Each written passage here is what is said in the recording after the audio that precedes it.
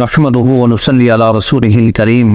اما بعد فاعوذ بالله من الشيطان الرجيم بسم الله الرحمن الرحيم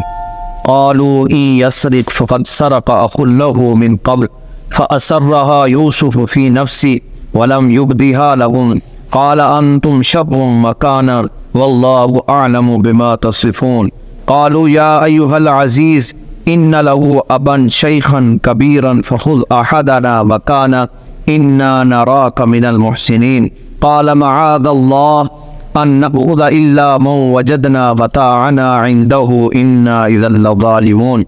فلما استيئسوا منه خلصوا نجيا قال كبيرهم الم تعلموا ان اباكم قد اخذ عليكم موثقا من الله ومن قبل ما فرطتم في يوسف فلن ابرح الارض حتى يأذن لي ابي او يحكم الله لي وهو خير الحاكمين ارجعوا الى ابيكم فقولوا يا ابانا ان ابنك سرق وما شهدنا الا بما علمنا وما كنا للغيب حافظين واسأل القرية التي كنا فيها والعير التي اقبلنا فيها وانا لصادقون صدق اللہ العظیم۔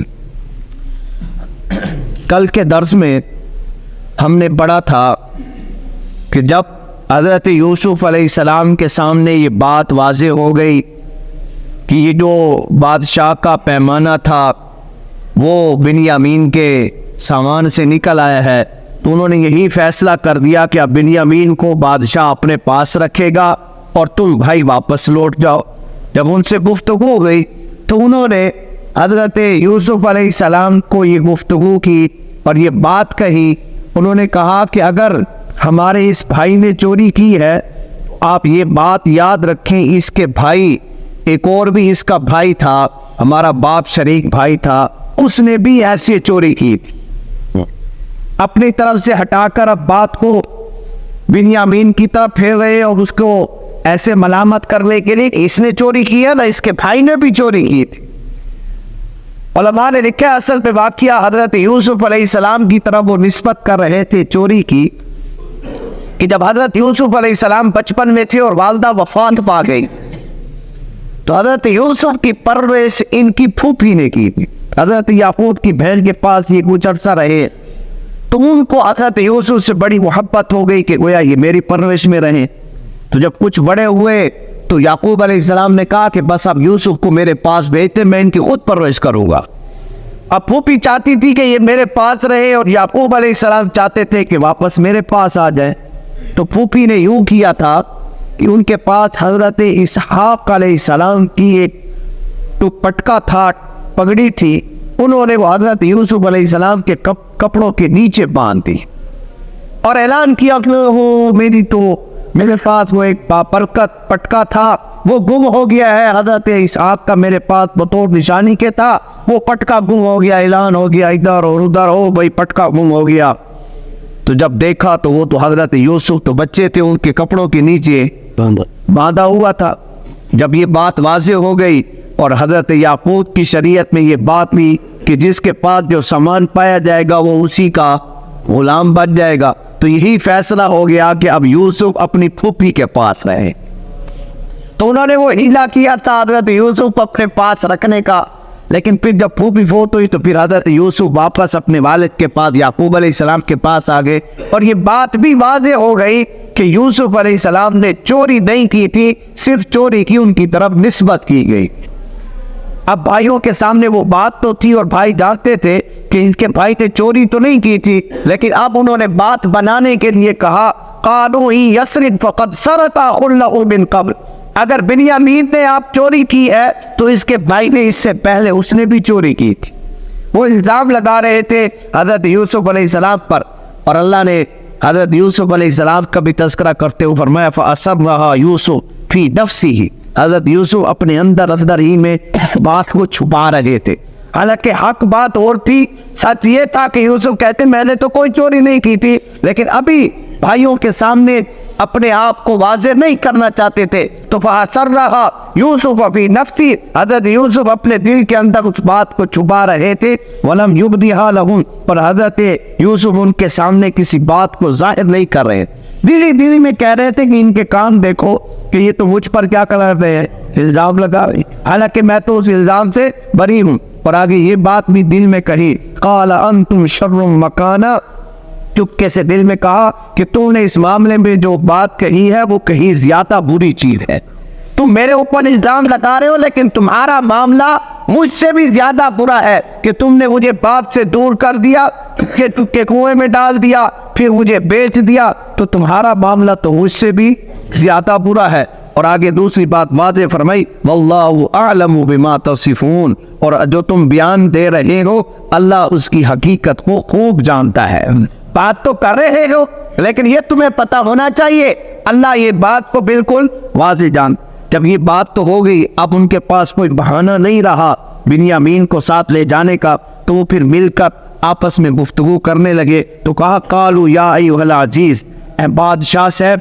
اب مسئلہ کچھ یوں ہے، ان لہ ابا شیخا کبیرا، ہمارا باپ بڑی عمر کا ہے اور بڑا بوڑھا ہے اور بڑے غم میں ہے، تو لہٰذا ہمارے باپ کا کچھ آپ خیال کر دیں. یوں کرے کہ بنیامین کو ہمارے ساتھ بھیج دیں اور فخذ احدنا مکانا، ہم میں سے کسی ایک کو پکڑ لیں، اس کی جگہ پر آپ اپنے پاس رکھ لیں اور بنیامین کو واپس ہمارے مالک کے پاس جانے دیں، اس لیے کہ وہ بڑی عمر کے ہیں، بوڑھے ہیں، ان کو تکلیف ہوگی، اس لیے بنیامین کو جانے دیں اور ہم میں سے کسی ایک کو اپنے پاس رکھ لیں. اور آگے سے بادشاہ کی کچھ سفارش بھی کرنے لگ گئے اور عزت اور اس کے ساتھ ٹال مٹول، اِنَّا نَرَاكَ مِنَ الْمُحْسِنِينَ، پالش لگا رہے. چاپلوسی، آپ تو بڑے اچھے آدمی معلوم ہوتے ہیں، آپ کی شکل و صورت آپ کو دیکھ کر ہمیں لگتا ہے آپ بڑے اچھے آدمی ہیں، نیکوکار معلوم ہوتے ہیں، لہذا یوں کرے بنیامین کو ہمارے ساتھ بھیج دیں، ہم میں سے کسی ایک کو رکھ لے. تو آگے حضرت یوسف علیہ السلام نے جواب دیا، قال معاذ اللہ، اللہ کی پناہ، ایسا کیسے کروں میں؟ چوری ایک آدمی نے کی اور پکڑ دوسرے کو لے، ایسا تو کرنے والا ظالم بن جائے گا. چوری کسی اور نے اور سزا کسی اور کو دی جائے، پر میں معاذ اللہ، میں اللہ کی پناہ چاہتا ہوں، میں ایسا کیسے کر سکتا ہوں. ان ناخذ الا ما وجدنا متاعنا عنده، ہم نے سامان ایک آدمی کے پاس پایا ہے، چنانچہ بنیامین کے پاس ہم نے سامان پایا ہے اور ہم اس کی جگہ پر کسی اور کو لے لے. انا اذا لظالمون، بے شک ہم تو اس وقت بڑے ظالم بن جائیں گے. اگر ایسا کر لے کہ چوری کسی اور نے کی ہے اور لگا کسی اور کے ذمے دے، چوری کسی اور نے کی ہے اور پکڑ کسی اور کو لے، تو کہا تو اس وقت تو ہم ظالم بن جائیں گے، ہم تو ظلم کرنے والے ہو جائیں گے، لہذا ایسا نہیں ہو سکتا، میں اللہ کی پناہ چاہتا ہوں. پھر جب یہ ساری گفتگو ہو گئی، اب بھائی پریشان بھی ہیں، مایوس بھی ہو گئے. فلما استیأس، قرآن کہتا ہے اس کے بعد مایوس ہو گئے کہ ہمارے پاس تو کوئی جواب،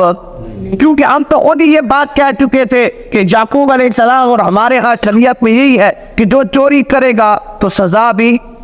اسی کی ہوگی اور اسی کو غلام بنایا جائے گا، اور ضابطہ بھی تو یہی ہے کہ چوری جو کرتا ہے سزا بھی اسی کو.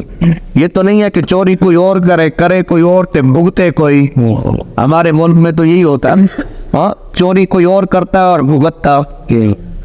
حالانکہ ہے کیا، جو چور ہے اس کو سزا ملنی چاہیے. آپ کے سامنے ہے، میں نے اشاروں میں بات کہہ دی، اللہ ہم سب کو سمجھ نصیب فرما دے. ہاں، وڈیرے چوری کرنے اور بھگتتی بیچاری سادی عوام ہے. فلما استیأسوا منه خلصوا نجیا، جب مایوس ہو گئے تو پھر سارے بھائی مل کر ایک طرف علیحدہ کونے میں سرگوشی بھی لاتے، آپس میں مشورہ کر رہے ہیں اب ہمیں کیا کرنا چاہیے،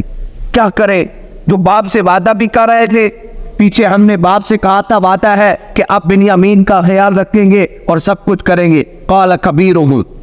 جو ان کا جو بڑا بھائی تھا، بعض علماء نے کہا جو عمر کے اعتبار سے بڑا تھا، بعض نے کہا جو علم کے اعتبار سے ان میں بڑا تھا، اور بعض نے کہا کہ جو ان میں مرتبے کے اعتبار سے بڑا تھا، جو بھی ان میں سے بڑا تھا. قرآن نے یہ کہا قال کبیرہم، جو بڑا آدمی تھا، چاہے وہ عمر میں بڑا ہو، چاہے وہ سمجھ بوجھ میں بڑا ہو، چاہے وہ علم اور مرتبے میں بڑا ہو، تو اس نے کہا تھا الم تعلموا ان اباکم قد اخذ علیکم موثقا من اللہ، جا کر ہم والد کو یہ کہیں گے کہ ابا جان ہم نے تو بڑا آپ سے عہد اور وعدہ کیا تھا، لیکن وہ ہم نے اپنی طاقت کے مطابق ظاہری حالات میں تو ہم نے یہ آپ سے وعدہ کیا تھا اور واقعی وہ وعدے کے مطابق تو ہم پابند ہیں، لیکن ہم نے وعدہ ظاہر اعتبار سے کیا تھا، ہمیں کیا پتا تھا بعد میں جا کر کیا ہو جائے گا. غیب کی تو خبر غیب کا علم تو ہمارے پاس نہیں تھا، تو انہوں نے بڑے نے کہا کہ کیا تم نے باپ سے وعدہ نہیں کیا تھا وَمِن قَبْلُ مَا فَرَّطْتُمْ فِي یوسف، اور یہ وعدہ تو یوسف کے بارے میں بھی تو کیا تھا نا. جب یوسف علیہ السلام کو باپ نہیں بھیجتے تھے تو کہا تھا ابا جان بھیج دیں ہم اس کا خیال رکھیں گے. تو اس بات کو بھی یاد کرو، تم نے باپ سے یوسف کے بارے میں بھی وعدہ کیا تھا اور اب بنیامین کے بارے میں بھی تم وعدہ کر چکے ہو، لیکن دونوں مرتبہ اب وعدے کی خلاف ورزی ہو رہی ہے. دونوں دفعہ پختہ عہد کرنے کے بعد وعدے کی خلاف ورزی ہو رہی. تو بڑے نے کہا فلن ابرح الارض حتی یأذن لی ابی او یحکم اللہ لی. اس بڑے نے کہا یا تو والد صاحب مجھے کہے کہ آ جاؤ مجھے واپس بلا لے، یا اللہ میرے بارے میں کوئی فیصلہ کر دے. جب تک ایسا نہیں ہوتا تو پھر میں یہاں سے نہیں جاؤں، بس میں ادھر رہوں گا. اب مجھے بات سے شرم آتی ہے کہ میں نے باپ سے وعدہ کیا تھا کہ بنیامین کا خیال رکھیں گے اور ہم نے اس وعدے کی خلاف ورزی ہو گئی، لہذا میں تو اب جانے والا نہیں ہوں. تم جاتے ہو تو جاؤ، وَهُوَ خَيْرُ الْحَاكِمِينَ. اللہ میرے بارے میں فیصلہ کرتے ہو، کوئی وحی آ جائے نبی کے پاس، کوئی وحی اور پیغام بھیج دے، یا والد صاحب مجھے خود کہے کہ خیر ہے بس آ جاؤ، لیکن اس کے علاوہ میں تو نہیں جاؤں گا، میں بھی بس یہیں پر ہوں. اور آگے سے کہا ارجعوا الی ابیکم، بس تم جاؤ والد صاحب کے پاس، بنیامین کو پہنچا اور میں یہیں رہ رہا ہوں، اور تم جاؤ اور والد صاحب کے سامنے یہ ساری کہانی رکھ دینا، یہ سارے واقعے کا بیان کر دینا. وہ واقعہ کیا ہے؟ فقولوا یا ابانا، جب باپ کے پاس جانا تو یہ بات کہنا اے ابا جان ان ابنک سرق، آپ کے بیٹے نے چوری کی ہے، آپ کے بیٹے نے. باپ شریک بھائی ہے نا، یہ نہیں کہتا ہمارے بھائی نے چوری، ان ابنک کا سرق، یہ کہنا آپ کے بیٹے نے چوری کی ہے. باپ شریک ہے اس لیے بھائیوں کو وہی بغض اور حسد تو کچھ نہ کچھ تو لگا ہوا تھا. کہتے جا کر باپ کو کہنا آپ کے بیٹے نے چوری کی ہے. وما شہیدنا الا بما علمنا وما كنا للغیب حافظین، اور ہم نے تو آپ سے عہد اور وعدہ کیا تھا وہ ظاہری حالات کے اعتبار سے تھا اور ہم بالکل سچے ہیں، ہم اس وعدے کے پابند ہیں، لیکن غیب کی خبر تو ہم، غیب کا کیا پتا تھا کہ آگے جا کر کیا ہو جائے. ظاہری حالات میں تو انسان اگر کسی سے وعدہ کر لیتا ہے اور بعد میں حالات کچھ اور ہو جاتے ہیں تو اس میں انسان جھوٹا ذہن میں تو انسان ہے. غیب کی خبر تو نبی کے پاس بھی، غیب کی خبر سے کون جانتا ہے؟ بولے کون جانتا ہے؟ اللہ کے علاوہ غیب جو بھی ہے، جتنی بھی چیزیں ہیں غیب میں، وہ نبی کے علم میں بھی نہیں ہے، وہ اللہ کے علم میں. غیب کا علم اللہ کی ذات جانتی ہے. غیب اس کو ہوتا ہے نا جو بغیر کسی واسطے کے حاصل ہو، بغیر کسی، وہ کوئی ذریعہ درمیان میں. اور وہ علم غیب کس کی صفت ہے؟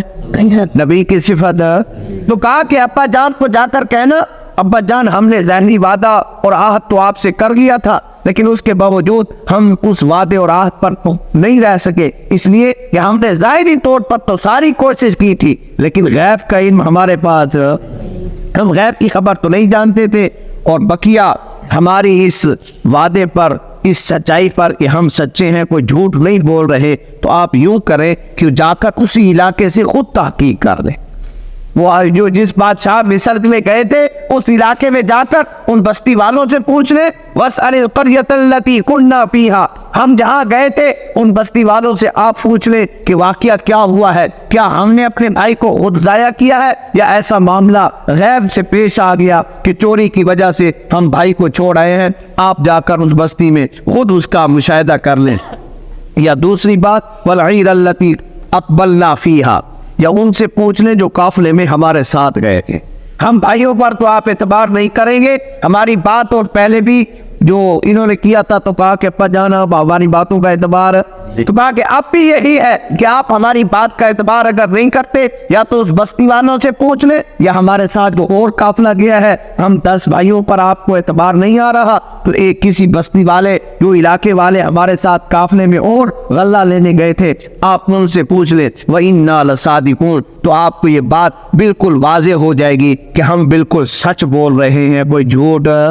تو حضرت یوسف علیہ السلام کے پاس اب بنیامین رہ گئے اور یہ بھائی اب واپس آ گئے ہیں اور والد صاحب کے پاس آ کر ساری گفتگو کریں گے کہ ابا جان ہمارے ساتھ یہ معاملہ ہو گیا ہے. تو آگے حضرت یوسف علیہ السلام کے والد گرامی حضرت یعقوب کیا جواب دیتے ہیں، پھر کیا مکالمہ ہوتا ہے، پھر اگلی آیات میں جا کر یہ بات واضح ہو جائے گی کہ یہ تو حضرت یوسف علیہ السلام ہے. پھر یوسف اپنے بھائیوں کے ساتھ کیا کرتے ہیں وہ معاملہ اگلی آیات میں آ رہا ہے. اللہ ہم سب کو قرآن سمجھنے کی توفیق عطا فرمائے.